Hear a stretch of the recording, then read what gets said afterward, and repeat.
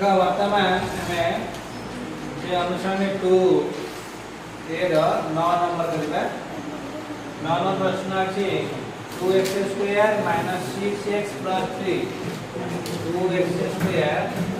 minus 6x plus 3 equal to 0 ये समीकरण मूलतः अल्फा बीटा हुए तेरे अल्फा प्लस 1 जो बीटा प्लस 1 रो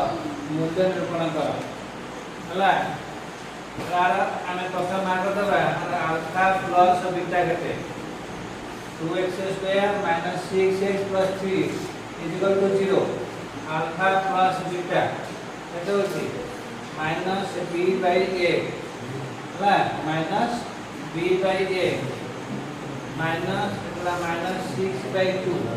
इक्वल 3 और alpha into beta c by a c ला 3 बाय 2 हला प्रश्न पचारिছে अल्फा प्लस 1 और into beta plus 1 alpha plus 1 और इनटू बीटा प्लस 1 रा मान निर्णय करा हला अल्फा प्लस 1 और इनटू बीटा प्लस 1 जोड़ बचला गुणी दियो अल्फा रे बीटा गुणले कहते अल्फा बीटा अल्फा रे 1 गुणले अल्फा 1 ने बीटा गुणले प्लस बीटा 1 गुणले 1 हेला तो अल्फा इनटू बीटा तो मुझे पाइए 3/2 अल्फा प्लस बीटा तो मुझे पाइए 3